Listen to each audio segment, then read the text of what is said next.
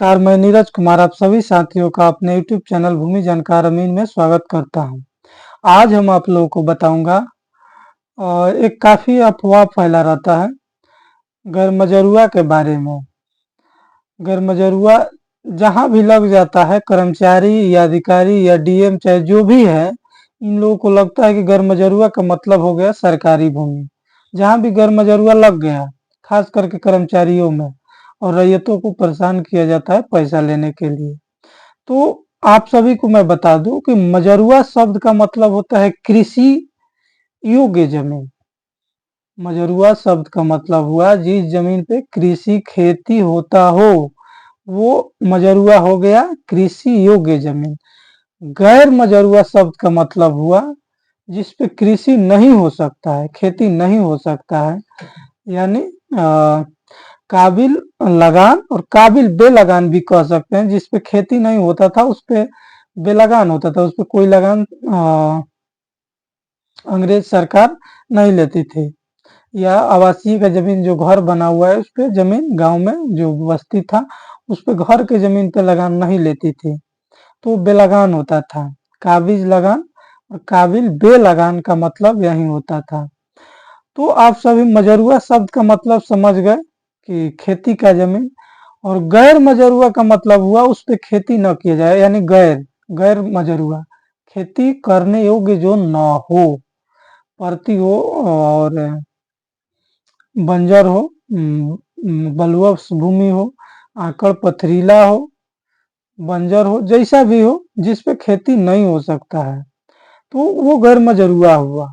अब आगे कंडीशन इसमें क्या है, गैर मजरूआ मालिक, गैर मजरूआ आम, गैर मजरूआ खास और बकास्त। अन्य प्रकार के भी बहुत सारे जमीन है। मेन सबसे ज्यादा जो दिक्कत होता है गैरमजरूआ खास, गैरमजरूआ मालिक और गैरमजरूआ आम, इस सब के देखते ही कर्मचारियों में एक ऐसा लगता है कि अभी सरकारी जमीन है, और वो किसानों को तंग करते हैं उसी के आधार पे। तो देखिए, खेती करने वाला जमीन नहीं है इसका मतलब ये नहीं हुआ कि वो सरकार का हो गया। खेती करने योग्य जमीन नहीं है, फिर भी वो जमीन अगर जमींदार के जिम्मे है, जमींदार का उस पर निजी दखल है, जिसे गैरमजरूआ मालिक कहा जाता है या गैरमजरूआ खास कहा जाता है। और मालिक अगर मान लीजिए निजी उसका दखल है, तो वो दखल है तो वो उसका हो गया, उसके फिर वंशज का हो गया। और वो जमींदारी रिटर्न दिया है उसके नाम पे, जिसे जब जमींदारी खत्म हुआ तो सरकार को जमींदारों ने अपना अपना रजिस्टर पे जो भी मेंशन किया था वो दिया। उसके बाद अगर सरकार उसको रसीद सौंप दी तो वो जमीन रैयती हो गया, यानी जमींदार के वंशज के हो गया, जमींदार का हो गया। या जमींदार वो परती जमीन भी किसी को दिए हैं हुकुमनामा के द्वारा, ये चाहे जैसे भी बंदोबस्त किए हैं, बंदोबस्त होता था पहले, या बेचे हैं मालिक द्वारा बेचा गया है, या हुकुमनामा चलता था पहले, अन्य बहुत सारे चीजें हैं जिसके तहत वो दिए हैं किसी किसान को, रैयत को बोने के लिए, जोतने के लिए।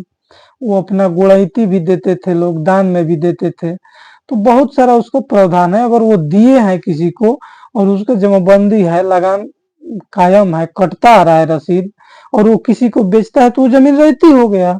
अब कोई खरीद ले रहा है, मान लीजिए मेरा रसीद कट रहा है और हमें जमींदार द्वारा हुकुमनामा द्वारा दिया गया, बंदोबस्त किया गया है, और हम हमारा दखल भी कायम है। उसके बाद हम किसी को बेच दिया, अब मोटेशन कराने जा रहा है तो कर्मचारी मोटेशन कर रहा है कि गैरमजरूआ मालिक है।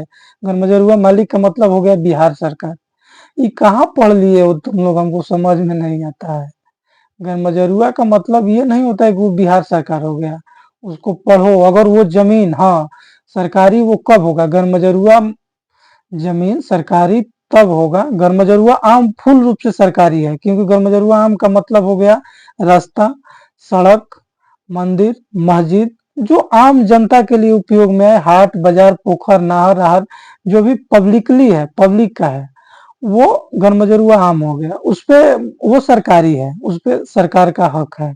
फिर भी उसमें से कुछ जमीन अगर किसी रैयत को दे रही है सरकार बसने के लिए पर्चा द्वारा, तो वो उसका रैयती हो गया, बेच नहीं सकता लेकिन उसमें रह सकता है, उसका रसीद कट सकता है।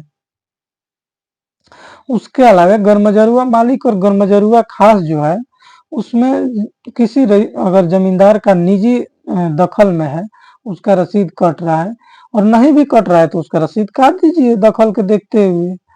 और अगर उसका दखल नहीं था, दखल वर्तमान में भी नहीं है, शुरू से नहीं आ रहा है और किसी अन्य व्यक्ति का दखल है, वो हुक्मनामा द्वारा दिया है या कोई कागजात द्वारा उनको बंदोबस्त किया है जमींदार द्वारा, तो उनका रहती हो गया।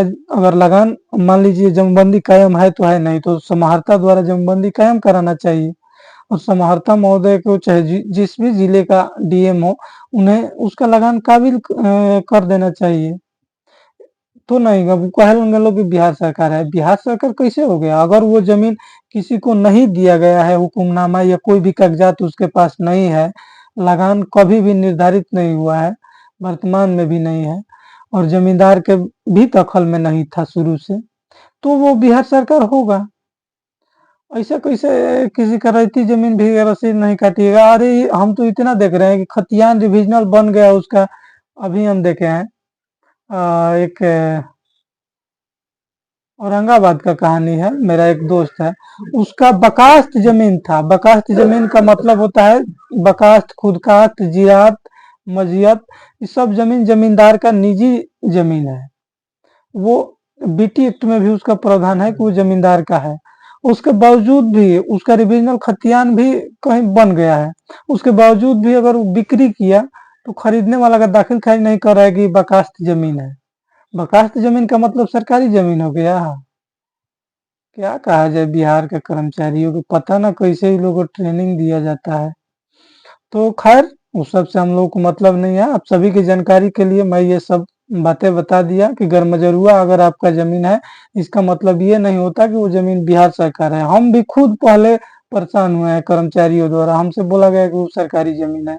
एक मेरा भी जमीन एक दो ऐसा था। तो आप लोगों को घबराने की जरूरत नहीं है। जो भी आपके पास कागजात है, अगर जमाबंदी है तो वो आपका रैयती हो गया, आप उसे खरीद बिक्री कर सकते हैं। जमींदारी उन्मूलन से पहले का हुक्मनामा या रसीद जो भी और जमींदारी रिटर्न भी आपके पास है, उसके बाद जमाबंदी कायम है तो आपका जमीन रहती है और खरीदने वाले भी खरीद सकते हैं, उनका अधिकार होगा।